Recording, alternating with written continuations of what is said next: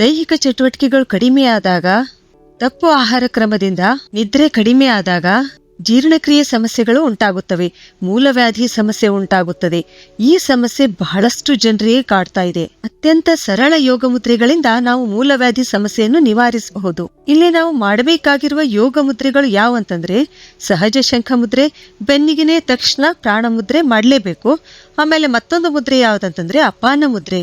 ಇದಾದ ತಕ್ಷಣ ಮತ್ತೆ ಪುನಃ ಪ್ರಾಣ ಮುದ್ರೆ ಮಾಡಲೇಬೇಕು. ಸಹಜ ಶಂಖ ಮುದ್ರೆ ಹೇಗ್ ಮಾಡ್ಬೇಕಂದ್ರೆ, ಎರಡೂ ಕೈಗಳ ಬೆರಳನ್ನು ಒಂದಕ್ಕೊಂದು ಸೇರಿಸಬೇಕು. ಆಮೇಲೆ ಹೆಬ್ಬೆರಳನ್ನು ಸಮಾನಾಂತರವಾಗಿ ಜೋಡಿಸಿ ತೋರ್ಬೆರಳುಗಳ ಮೇಲೆ ಇಡಬೇಕು. ಈ ರೀತಿಯಾಗಿ ಯೋಗಶಾಸ್ತ್ರದಲ್ಲಿ ತಿಳಿಸಿರುವಂತೆ ಶರೀರದಲ್ಲಿರುವ 10 ನಾಡಿಗಳು ಇಡ, ಪಿಂಗಲ, ಸುಷುಮ್ನ, ಗಾಂಧಾರಿ, ಹಸ್ತಿಜುವ, ಪೂಷ, ಯಶಸ್ವಿನಿ, ಆಮೇಲೆ ಅಲಂಬುಷ, ಕುಹು, ಶಂಖಿನಿ, ಈ 10 ನಾಡಿಗಳು ಈ ಸಹಜ ಶಂಖ ಮುದ್ರೆ ಮಾಡೋದ್ರಿಂದ ಪ್ರಭಾವಿತಗೊಂಡು ಶರೀರದ ಬಲ ಹೆಚ್ಚುತ್ತದೆ. ಈ ಮುದ್ರೆ ಮಾಡೋದ್ರಿಂದ ಪಚನ ಶಕ್ತಿ ಸುಧಾರಿಸುತ್ತದೆ, ಗ್ಯಾಸ್ಟ್ರಿಕ್ ಸಮಸ್ಯೆ ದೂರವಾಗುತ್ತದೆ, ಕರುಳಿನ ರೋಗಗಳು ಕೂಡ ನಿವಾರಣೆಯಾಗುತ್ತವೆ. ಹೀಗೆ ಇದರಿಂದ ಮೂಲವ್ಯಾಧಿ ಕೂಡ ಏನಂತಂದ್ರೆ ಗುಣವಾಗುತ್ತದೆ. ಈ ಮುದ್ರೆಯನ್ನು 45 ನಿಮಿಷ ಒಂದೇ ಸಲ ಮಾಡಬಹುದು, ಇಲ್ಲ 15 ನಿಮಿಷದಂತೆ ದಿನಕ್ಕೆ 3 ಸಲ ಮಾಡಬಹುದು. ಈ ಮುದ್ರೆ ಮಾಡಿದ ತಕ್ಷಣ ಬೆನ್ನಿಗೆನೆ ಪ್ರಾಣ ಮುದ್ರೆ 5 10 ನಿಮಿಷ ಮಾಡಬೇಕು. ಮೂಲವ್ಯಾಧಿ ನಿವಾರಿಸಲು ಇನ್ನೊಂದು ಅದ್ಭುತವಾದ ಯೋಗ ಮುದ್ರೆ ಅಪಾನ ಮುದ್ರೆ. ಇಲ್ಲೇನಾಗುತ್ತೆ, ಅಗ್ನಿ ತತ್ವದ ಹೆಬ್ಬೆರಳಿನ ತುದಿಗೆ ಆಕಾಶ ತತ್ವದ ಮಧ್ಯದ ಬೆರಳಿನ ತುದಿ ಮತ್ತು ಪೃಥ್ವಿ ತತ್ವದ ಉಂಗುರು ಬೆರಳಿನ ತುದಿ ಜೋಡಿಸ್ಬೇಕು. ಹೀಗ್ ಮಾಡಿದಾಗ ಏನಾಗುತ್ತೆ, ಇದು ಅಪಾನ ಮುದ್ರೆ ಆಗುತ್ತೆ. ಅಪಾನ ಮುದ್ರೆಯಿಂದ ಜೀರ್ಣಾಂಗ ವ್ಯೂಹ ಬಲಗೊಳ್ಳುತ್ತದೆ, ವಿಸರ್ಜನಾಂಗ ವ್ಯೂಹ ಸರಿಯಾಗಿ ನಡೆಯುವಂತೆ ಮಾಡುತ್ತೆ.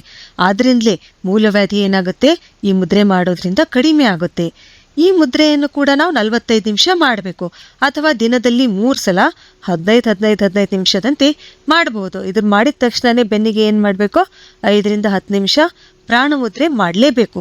ಹೀಗೆ ಮಾಡೋದ್ರಿಂದ ಏನಾಗುತ್ತೆ, ಇಲ್ಲಿ ನಾವು ಯಾವ ಚಿಕಿತ್ಸಾ ಮುದ್ರೆ ಮಾಡ್ತೀವಲ್ಲ ಅದರ ಸಂಪೂರ್ಣ ಲಾಭ ಪಡೆದುಕೊಳ್ಬಹುದು. ಆದ್ರಿಂದಲೇ ಯಾವುದೇ ಚಿಕಿತ್ಸಾ ಮುದ್ರೆ ಮಾಡಿದ ತಕ್ಷಣ ಪ್ರಾಣ ಮುದ್ರೆ ಮಾಡಲೇಬೇಕು. ರಕ್ತದೊತ್ತಡ ನಿಯಂತ್ರಣದಲ್ಲಿಡಲು ನಾವು ಮಾಡಬೇಕಾದ ಚಮತ್ಕಾರಿ ಯೋಗ ಮುದ್ರೆಗಳು ಯಾವಂತಂದ್ರೆ ವ್ಯಾನ ಮುದ್ರೆ ಮತ್ತು ಅಪಾನ ಮುದ್ರೆ. ಈ ವ್ಯಾನವಾಯು ಏನಿದೆ ಅಲ್ಲ, ಇದು ಇಡೀ ಶರೀರದಲ್ಲಿ ಓಡಾಡುತ್ತಾ ಪೋಷಕ ದ್ರವ್ಯಗಳನ್ನು ತಲುಪಿಸುತ್ತದೆ ಮತ್ತು ತನ್ನೊಂದಿಗೆ ರಕ್ತವನ್ನು ಓಡಿಸುತ್ತಿರುತ್ತದೆ. ಆದ್ರಿಂದಲೇ ಈ ವ್ಯಾನ ಮುದ್ರೆ ಮಾಡೋದ್ರಿಂದ ನಮ್ಮ ರಕ್ತದೊತ್ತಡ ಕಂಟ್ರೋಲ್ನಲ್ಲಿ ಬರುತ್ತದೆ. ದಿನಾಲು 45 ನಿಮಿಷ ಎರಡೂ ಕೈಗಳಿಂದ ವ್ಯಾನ ಮುದ್ರೆ ಮಾಡಿ ತಕ್ಷಣ ಬೆನ್ನಿಗೆನೆ 5 10 ನಿಮಿಷ ಪ್ರಾಣ ಮುದ್ರೆ ಮಾಡಲೇಬೇಕು. 1 ತಿಂಗಳವರೆಗೆ ಹೀಗೆ ಮಾಡುತ್ತಾ ಬಂದ್ರೆ ಹೈ ಬ್ಲಡ್ ಪ್ರೆಷರ್ ಕಂಟ್ರೋಲ್ನಲ್ಲಿ ಬರುತ್ತದೆ. ಅಷ್ಟೇ ಅಲ್ಲ, ನಮ್ಮ ಶರೀರದಲ್ಲಿ ಹೊಸ ಶಕ್ತಿ ಉಂಟಾಗುತ್ತದೆ. ಹಾಗಾದ್ರೆ ಈ ಮುದ್ರೆ ಹೇಗ್ ಮಾಡ್ಬೇಕು? ಇಲ್ಲಿ ಅಗ್ನಿ ತತ್ವದ ಹೆಬ್ಬೆರಳಿನ ತುದಿಗೆ ವಾಯು ತತ್ವದ ತೋರ್ಬೆರಳು ಮತ್ತು ಆಕಾಶ ತತ್ವದ ಮಧ್ಯದ ಬೆರಳು ತುದಿಗಳನ್ನು ಹಚ್ಚಿದಾಗ ವ್ಯಾನ ಮುದ್ರೆ ಆಗುತ್ತದೆ. ಜಾಯಿಂಟ್ ಪೇನ್ ಶಮನ ಮಾಡುವ ಯೋಗ ಮುದ್ರೆ ಯಾವ್ದು ಗೊತ್ತಾ? ಸಂಧಿ ಮುದ್ರೆ ಎರಡೂ ಕೈಗಳಲ್ಲಿ ಮಾಡುವ ಬೇರೆ ಬೇರೆ ಮುದ್ರೆ ಆಗಿದೆ. ಬಲಗೈಯ ಅಗ್ನಿ ತತ್ವ ಪ್ರತಿಪಾದಿಸುವ ಹೆಬ್ಬೆರಳಿನ ತುದಿಗೆ ಉಂಗುರು ಬೆರಳು ಜೋಡಿಸಿ ಪೃಥ್ವಿ ಮುದ್ರೆ ಮಾಡಬೇಕು. ಆಮೇಲೆ ಎಡಗೈಯ ಹೆಬ್ಬೆರಳಿನ ತುದಿಗೆ ಮಧ್ಯದ ಬೆರಳು ಜೋಡಿಸಿ ಆಕಾಶ ಮುದ್ರೆ ಮಾಡಬೇಕು.